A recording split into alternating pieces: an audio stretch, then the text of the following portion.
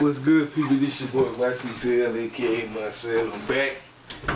I just wanted most of the trash to get done so I could finally get back on here and talk and tell everybody the bold-faced truth to why Kansas City and Toronto is still continuing and why they just told the Cubs don't do absolutely nothing. Well, you notice everybody was talking about this Back to the Future stuff. It was Back to the Future, Back to the Future, Back to the Future. And all this attention was on where the Cubs fulfilled the so-called prophecy. That was all part of the plan. But you should have knew better. Then ESPN, right before game 1 of the ALCS, they put up there how many times the Cubs beat them in the regular season. And the Mets ain't have a single win. They beat them 7 times. I said, that's telling you who's getting ready to win this series. Now, I didn't think it was going to be a sweep, but that's exactly what they did. And so what did they do? They twisted what was the so-called prophecy in Back to the Future 2. What was the prophecy in Back to the Future 2? That they would sweep their way, in the World Series. Well, what happened? The Cubs got swept. That's how they trick folk. And all the money right now, guess who enjoying all that money right now? They is.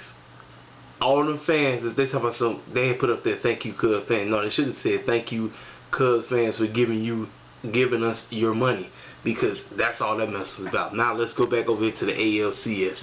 The ALCS is still going on, and Kansas City had every opportunity to get that garbage done, and we would have the World Series. It would be KC versus New York. But some strange reason, the elite saying, no, we're going to make sure. Now, I could be wrong. But if Toronto win tomorrow, if they win Game 6, you best believe the World Series is going to be right here. This picture that's sitting up right here. Boom, boom.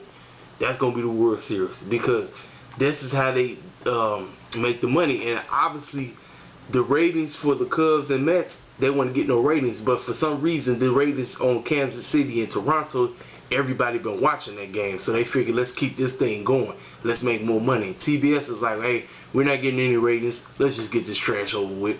And this is exactly what's going on. And like I say, it doesn't make any type of sense what's really going on, but a lot of people, they get it twisted when they sit up here and they watch these games, and they think just because somebody coming up there and they striking out, or they're getting a foul ball, they're getting home, that's all part of the script. These cats know. And then would be bogus to be the umpires called it, saying what's a strike and what's not a strike.